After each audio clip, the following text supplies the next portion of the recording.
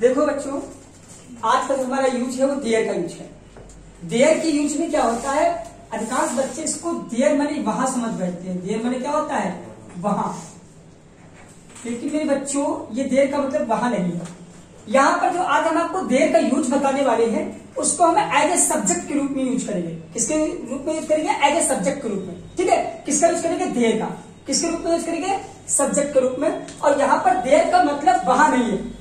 There मैं आपको बहुत एक सिंपल तरीका बताने जा रहा हूं। देयर का यूज दो कंडीशन में करते हैं। पहली कंडीशन ये है, जब कोई भी नाउन आए, नाउन के तुरंत बाद, देखिए नाउन के तुरंत बाद, नाउन के तुरंत बाद क्या आता है, आप लोग आवाज नहीं करिए, नाउन के तुरंत बाद है, है या था, थी, थे आदि शब्द आए, अगर नाउन के तुरंत बाद, वैसे ये सारे जो शब्द लिखे हुए हैं जो, तो ये किसके बाद आते हैं, वर्ब के बाद आते हैं। जैसे राम बाजार जा रहा है, तो जा रहा है, तो जाना क्या है, वर्ब। जाने के बाद में आया है। लेकिन यहाँ पर क्या है, जो है, हूं है, था है, थी है, थे हैं, ये सब नाउन के जस्ट तुरंत बाद आते हैं। किसके बाद आते हैं, नाउन के तुरंत बाद। पहली चीज तो आपको माइंड में रखना है। दूसरी चीज सबसे बड़ी यह है कि इस प्रकार के जो वाक्य होते हैं, मतलब इस वाक्य प्रकार के जो वाक्य होते हैं, इनमें कोई कार्य नहीं होता है। क्या होता है, इनमें कोई भी कार्य नहीं होता है। इन वाक्यों में कोई भी कार्य नहीं होता है। अच्छा, कार्य क्यों नहीं होता है, क्योंकि इसमें वास्तव में कोई कर्ता होता ही नहीं है। कोई भी इसमें कर्ता नहीं होता है। और कर्ता हम किसको मानते हैं, कर्ता हम देयर को मानते हैं। सब्जेक्ट माने क्या होता है, सब्जेक्ट का हिंदी में जब अनुवाद करोगे तो सब्जेक्ट माने ही कर्ता होता है। तो जो कर्ता होता है वो देयर, इसको मान लिया जाता है। ठीक, इसका स्ट्रक्चर ये है, सबसे पहले देयर आएगा। अगर है होगा तो इज लगा दोगे या आर लगा दोगे अगर प्लूरल होगा। और पास्ट में अगर थाती आएगा तो वाजबर लगा दोगे। इसके बाद आप तुरंत क्या लगाएंगे, नाउन। जैसे हम एक एग्जाम्पल के माध्यम से हम लोग देखते हैं। किसके माध्यम से, एग्जाम्पल के माध्यम से हम लोग देखते हैं और उसको समझने की कोशिश करते हैं। जैसे ये कमरा है, तो कमरे में क्या है, एक पंखा है। तो कमरे में एक पंखा है, एक पंखा है, कमरे में एक पंखा है। ठीक, तो अब इस सेंटेंस देखिए, पंखा क्या है, नाउन है। पंखा क्या है, नाउन है। और नाउन के तुरंत बाद क्या आ गया, हा आ गया, है आ गया। मैंने यही बताया था कि अगर नाउन के तुरंत बाद है आ जाए तो ऐसे सेंटेंस में किसका यूज करेंगे, सब्जेक्ट के रूप में देयर का प्रयोग करेंगे। ठीक, तो पंखा है, तो पंखा क्या है, नाउन है, पर पंखा नाउन होता है और नाउन के बाद तुरंत है आ गया। ठीक, और इसमें कोई कार्य हुआ, कोई नहीं। भाई कमरे में पंखा है, कोई कार्य हुआ, कोई भी कार्य नहीं हुआ। यथा स्थिति बताई जा रही है कि भाई कमरे में पंखा है, कमरे में घड़ी है, कमरे में डैश है। ठीक है, कमरे में दो बल्ब लगे हुए हैं, तो ये यथा स्थिति बताई जा रही है। ठीक, उसमें कोई कार्य नहीं हो रहा। तो ऐसे सेंटेंस को किससे बनाएंगे, देयर से बनाएंगे। तो सबसे पहले क्या लिखेंगे, देयर लिखेंगे। अब चूंकि हम इज और आर है लास्ट में ना, तो या तो इज लगेगा और या तो आर लगेगा। तो ये किसके अकॉर्डिंग है, नाउन के अकॉर्डिंग। अगर यहाँ पर नाउन एक है, जब नाउन एक है तो स्वाभाविक बात है इज लग जाएगा। अगर नाउन यहाँ पर दो होते तो आर लगता। अगर नाउन कितने होते, दो होते तो आर लगता। नाउन एक है, भाई पंखा कितना है, पंखा एक है, तो एक के लिए तो इज लगेगा ना। तो सिंगुलर सब्जेक्ट के साथ इज लगाते हैं और जितने भी प्लूरल सब्जेक्ट होते हैं उसके साथ क्या लगाते हैं, उसके साथ में आर लगाते हैं। तो स्वाभाविक बात है हम यहाँ पर क्या लगाएंगे, इज। तो देयर इज, इसके बाद में क्या लगाएंगे, नाउन।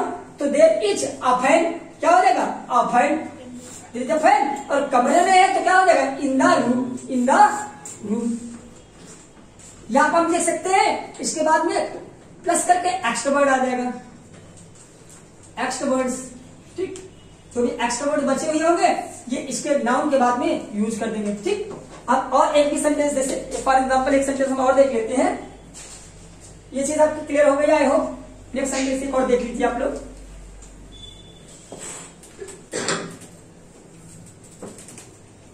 बहुत सारे बच्चे इन सेंटेंस में कंफ्यूज हो जाते हैं और ये अधिकांश स्टोरी जो आती है 10th लेवल में, उसमें पूछा जाता है, जैसे कहते हैं एक राजा था, एक राजा था, एक राजा था। बहुत सारे बच्चे ऐसे सेंटेंस में 10th लेवल में कंफ्यूज हो जाते हैं। तो एक राजा था, तो राजा क्या है, नाउन है, और नाउन के बाद तुरंत था आ गया, नाउन के बाद क्या आ गया, तुरंत था गया। तो ऐसे सेंटेंस देर से बनाएंगे। और पहली चीज ये होगी मेरे पहले नियम के अकॉर्डिंग। और दूसरी चीज क्या है इसमें, दूसरा नियम यह कहता है कोई कार्य, भाई एक राजा था तो कोई कार्य है कि नहीं, कोई भी कार्य नहीं हुआ, एक राजा था, यथा स्थिति बताई जा रही है, कोई कार्य तो नहीं हो रहा है, कोई कार्य नहीं हो रहा, तो हम किससे बनेंगे, देयर से बनेंगे, देयर, THERE देयर। अब था तो एक राजा थे ना, तो वाज लगा देंगे ना, वाज क्यों लगेगा, क्योंकि एक राजा है, राजा कितना है, राजा की संख्या एक है, तो एक अब सिंगुलर राउंड के लिए हम वाज लगाएंगे, तो देयर वाज आ किंग, एक राजा था, ठीक। अगर होता है यहाँ पर दो राजा थे, अगर होता दो राजा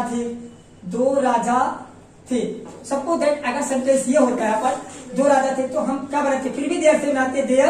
अब यहाँ पर वाज की जगह क्या लगाएंगे, वर लगा देंगे, देयर वर, क्या बनाएंगे, देयर, पहले लिखेंगे देयर फिर लिखेंगे वर, क्योंकि दो है, राजा कितने हैं, दो, क्योंकि हम जो यहाँ पर वाज और वर लगाते हैं वो नाउन के अकॉर्डिंग लगाते हैं। अब यहाँ पर नाउन की दो संख्या है, क्योंकि इंग्लिश में एक होता है सिंगुलर, एक होता है प्लूरल, हिंदी में ऐसा नहीं होता है, हिंदी में होता है एक वचन, द्विवचन, बहुवचन, ठीक। संस्कृत भाषा होती है, संस्कृत में एक वचन, द्विवचन, बहुवचन, लेकिन इंग्लिश में ऐसा नहीं होता, इंग्लिश में only singular and plural.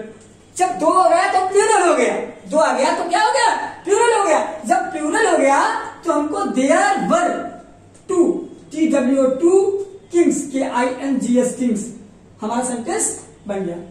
I hope आपको समझ में आ गया होगा, ठीक है, आपको अच्छे से समझ में आ गया होगा। जैसे हम एक सेंटेंस और देख लेते हैं, एक सेंटेंस बहुत इजी हम और देख लेते हैं, और आपको अच्छी समझ में भी आ गया होगा।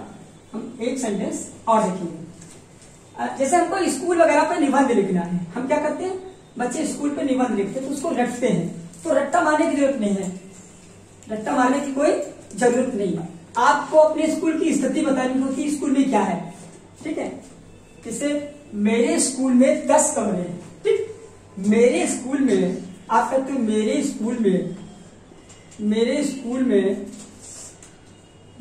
में 10 कमरे हैं, कितने, 10 कमरे हैं। अब ये सेंटेंस कैसे बनेगा, भाई कमरे हैं, कमरे नाउन है, और कमरे के बाद तुरंत है आ गया, कमरे के बाद क्या है आ गया, और पहली चीज ये, वो नियम पहला हो गया। अब दूसरा नियम ये, इसमें कोई भी कार्य नहीं हुआ, भाई मेरे स्कूल में कमरे हैं तो है, कोई भी कार्य हो रहा, कोई भी कार्य नहीं हो रहा, तो इस सेंटेंस को किससे बनाएंगे, देयर से बनाएंगे। क्या बनेगा, देयर, THERE देयर, और क्या हो जाएगा, तो है ना, तो आर हो जाएगा, there are 10 rooms, ROOMS rooms. अब कहां पे है, मेरे स्कूल में, तो in my school, SCH in my school, हमारा सेंटेंस बनके बिल्कुल तैयार हो गया है। तो there are 10 rooms in my school. आप इस तरीके से बहुत सारे सेंटेंस अपने स्कूल, अच्छा यहां पे देख लीजिए SCHOOL, ओके।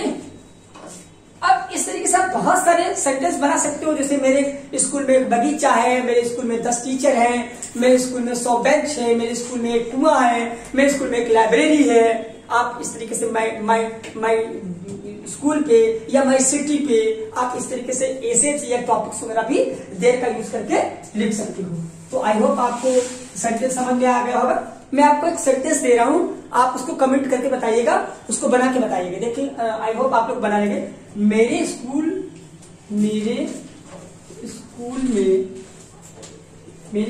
में एक बगीचा है, ये आपका SW है, और आप लोग इसको कमेंट करके बताइएगा ये सेंटेंस क्या आप लोगों ने बनाया है। मेरे स्कूल में मैं सबका नाम लूंगा, जिन बच्चों का सबसे पहले कमेंट आएगा, ठीक, आप इसको मेरे यूट्यूब पे कमेंट करके बताइएगा इसका क्या ट्रांसलेशन बनेगा। मेरे स्कूल में एक बगीचा है। आई होप आपको समझ में आ गया होगा, और आपको कोई भी कमेंट नहीं करना है, सिर्फ इस ट्रांसलेशन को बना के बताना है। अगर आपने इस सेंटेंस का ट्रांसलेट कर लिया तो मैं समझ जाऊंगा कि आपको ये टॉपिक समझ में आ गया। Thank you for watching this video.